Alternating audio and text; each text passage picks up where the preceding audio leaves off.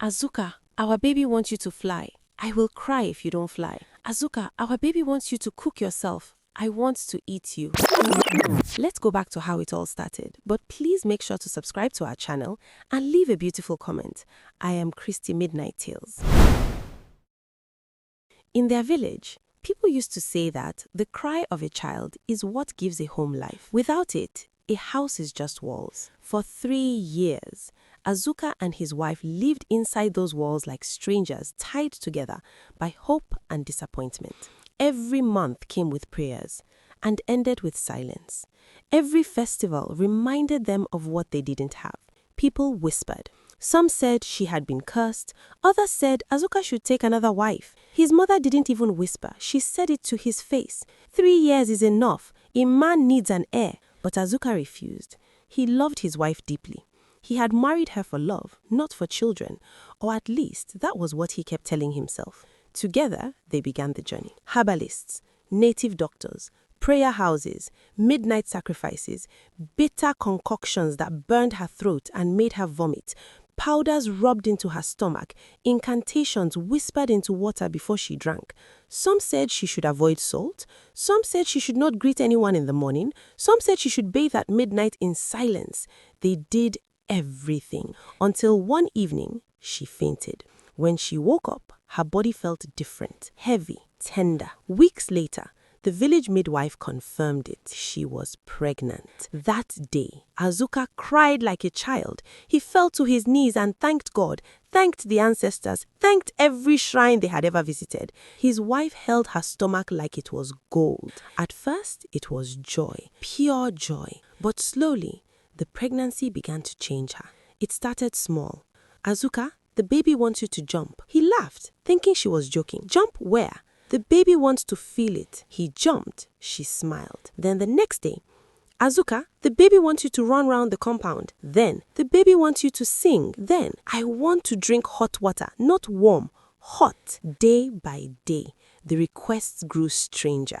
And Azuka obeyed. He didn't want to risk anything. Not after 3 years. Not after all they had been through. One afternoon, she sat up suddenly. I want to eat meat. Azuka nodded. I'll buy goat meat from the market. She shook her head slowly. Not goat. I want the meat of a pregnant tortoise. Azuka froze. Pregnant tortoise? Yes, that's not something you just find. She began to cry, then shout, then scream. You don't care about me. You don't care about this child. You want us to die.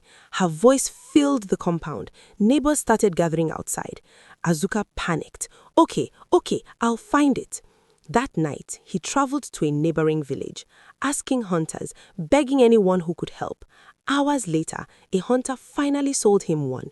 When he returned home, exhausted, dirty and sweating, he placed it in front of her. She looked at it. Her face twisted. This tortoise is ugly. Azuka blinked. Ugly? I don't want it again. He just stood there, staring. Something inside him wanted to shout, but he swallowed it. He said nothing. The pregnancy continued. Her cravings became unpredictable. Her moods worse. Some nights she would wake him up just to sit up and stare at him. Other nights she would whisper strange things. I hear water calling me. I see shadows outside the hut. Azuka began to fear the pregnancy itself. Then came that night.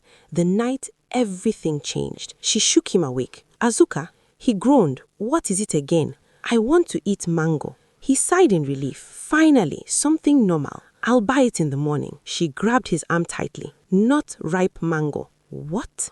Unripe one from the deep forest. Azuka sat up. That forest is dangerous at night. I want it now. Her voice became sharp, almost unfamiliar. Azuka knew better than to argue. He picked up the oil lamp quietly. I'll go. She stood up immediately. I'm coming. No, stay. It's dark. I said I'm coming. There was something in her eyes, stubborn, almost wild. They stepped into the night. The path to the forest was silent. Even the wind seemed afraid to blow. The deeper they went, the darker it became. The lamp's light barely touched the trees. Birds chirped in strange tones.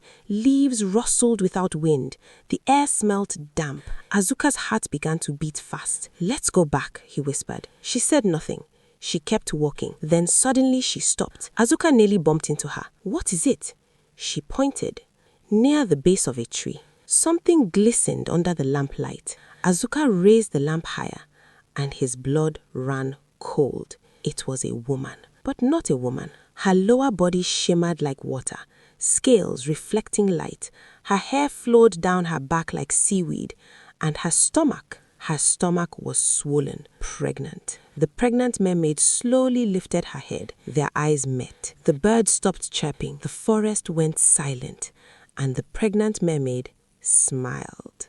Azuka trembled as he stepped back. "Don't touch it! Please, leave it! Let's go home." But his wife's eyes had already changed. They looked distant, pulled by something he couldn't see. "My unborn baby wants to touch it." Before Azuka could stop her, she stretched her hand and touched the mermaid's tail. Immediately, the creature rose. Its eyes opened. A blinding gush of light exploded from its body, swallowing the forest in a white glow. The air turned heavy. The trees shook. The night went silent. Then in one swift movement, the mermaid grabbed Azuka's wife firmly. Azuka screamed, but before he could run forward, they vanished. The light faded. The forest returned to darkness. Azuka fell to his knees, shaking. His chest pounded like it would burst. Just as he was about to scream again, his wife reappeared beside him, standing, calm, breathing slowly, like nothing had happened. She held her stomach suddenly. "Azuka,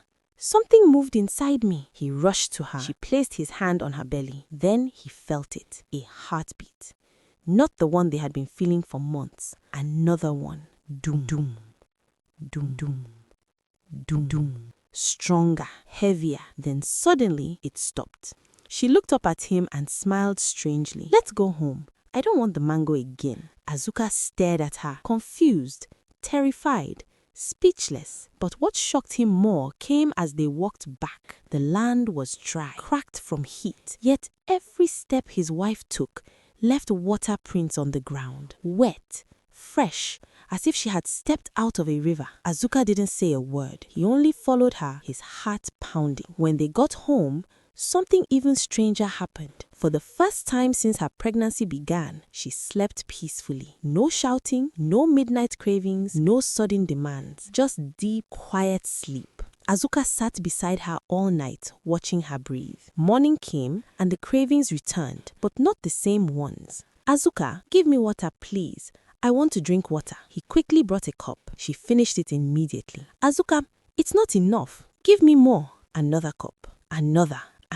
She kept drinking, bucket after bucket, until every drop of water in the house was gone. Azuka stood frozen, fear growing in his chest. A few days later, she fell into labor. Azuka was relieved. Finally, the strange cravings would stop. The suffering would end. The midwife arrived quickly and began the delivery. After hours of pain, the first baby came out. A boy, healthy, crying loudly. The midwife cleaned him and handed him to Azuka's wife. But then she frowned. I still feel another heartbeat," she said, confused.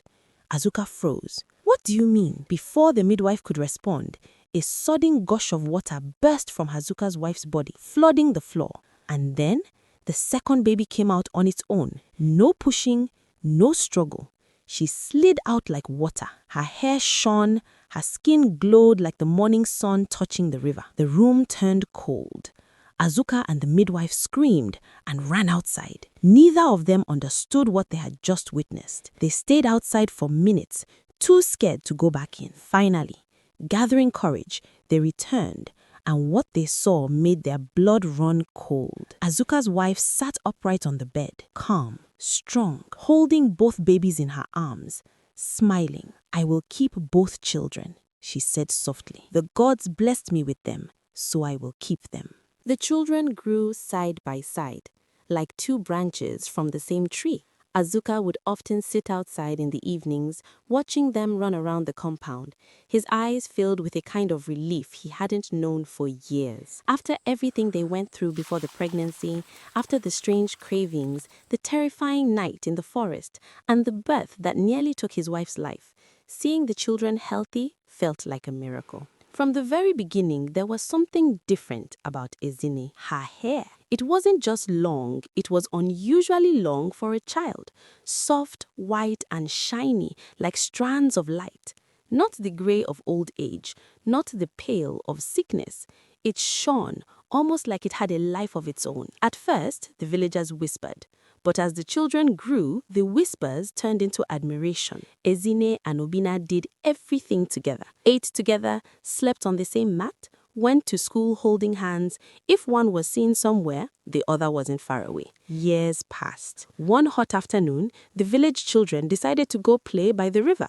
It was a common spot, wide, calm, and familiar. Mothers washed clothes there, fishermen passed by, and children often played at the shallow edges, splashing water and chasing tiny fish. Ezinne and Obinna went along with them, laughing, pushing each other playfully. "Last one to touch water will fetch firewood," one of the boys shouted. They all ran. The moment Ezinne stepped into the water, something changed. The surface rippled, not from movement, but from something deeper. Her hair began to glow. Not gently like before. This time it shone brighter than anyone had ever seen. Bright white, almost blinding, reflecting across the water like moonlight at night. The children stopped playing. Obinna turned first. "Ezinne," he called slowly. The glow intensified. The river, which had been calm moments ago, began to swirl in a quiet circular motion around her legs. Then, the water parted, right in front of her. From beneath the surface, a small figure rose, a little mermaid. Her eyes were deep and ancient, her skin shimmering like fish scales under sunlight. She looked young, but carried the presence of something far older than the river itself. The children screamed and ran backward. Obinna and Ezinne froze. The mermaid moved closer, her gaze fixed only on Ezinne. Then she spoke softly. "Princess," she said, "your mother has been waiting for you. It's time to come home." The children who witnessed it first were the ones who ran back to the village, shouting and crying, their voices shaking with fear. "Call Azuka! Call his wife! Something is happening at the river!" People dropped whatever they were doing. Mothers abandoned their cooking, men left their work tools, and they all rushed toward the riverbank. Azuka and his wife ran faster than everyone else, their hearts pounding with a fear they could not explain. When they got there, the sight before them froze their blood. The river, which had always been gentle and calm, was restless. The water swelled as if something powerful was moving beneath it. And there, in the middle, stood Ezinne, almost completely covered by water. Only her face and the strange glow of her long white hair could still be seen. Obinna was screaming from the shore, crying and calling his sister's name. Azuka's wife let out a piercing cry and fell to her knees. "No, please, don't take her," she shouted, her voice breaking. "Take me instead. I brought this upon myself. I would have stayed home that night. I should not have asked for that unripe mango. My daughter has the purest heart. Please, take me instead. Let me replace her." The villagers watched in silence, too stunned to speak. Then, suddenly, the river parted. A huge figure rose slowly from the water, a majestic mermaid, older and more powerful than the little one that had first appeared. Her presence carried authority, and the river itself seemed to bow to her. She looked directly at Azuka's wife. "So, you have chosen," the mother mermaid said, her voice echoing like it came from the depths of the earth. "You have willingly chosen to take her place." Azuka's wife nodded, tears streaming down her face. "Yes, take me, spare my child." The mother mermaid studied her for a moment, then spoke again. "Then you shall be the next queen of my kingdom. I have ruled for many centuries. The time has come for another." Before anyone could react, the water surged forward. Within the twinkling of an eye, Azuka's wife was pulled into the deep sea. Her scream echoed once, then silence. The river instantly became calm again. No waves, no movement, nothing. Just stillness. Ezinne collapsed on the riverbank, coughing and crying. Obinna rushed to hold her. Azuka stood frozen, unable to speak, unable to move, tears rolling silently down his cheeks. The villagers slowly began to whisper, fear and sorrow filling the air. That day, the river took a mother and left behind a lesson the village would never forget. From that moment, Ezinne's white hair stopped glowing. She became like every other child again, but her eyes carried a quiet sadness, as if part of her had been taken into the water forever. Azuka never remarried. He raised Obinna and Ezinne with a heavy heart, always reminding them of their mother's sacrifice, a love so deep she gave her life to save her child. And the river, the villagers never played near it again. They said on quiet nights when the moon was full, the water shimmered like a crown, as if a queen still ruled beneath it. Moral lessons. A mother's love is the strongest force on earth. True love sacrifices without hesitation, even when it costs everything. Every action has consequences. One careless decision can open doors we never intended to open. The spiritual world is not to be mocked or taken lightly. Some forces exist beyond human understanding, and respect protects us. Thanks for watching. I hope you enjoyed this story. If you did, kindly support me by liking, dropping a beautiful comment, and subscribing to my channel. Your support gives me the courage in bringing more stories. Till we see again in my next story, bye.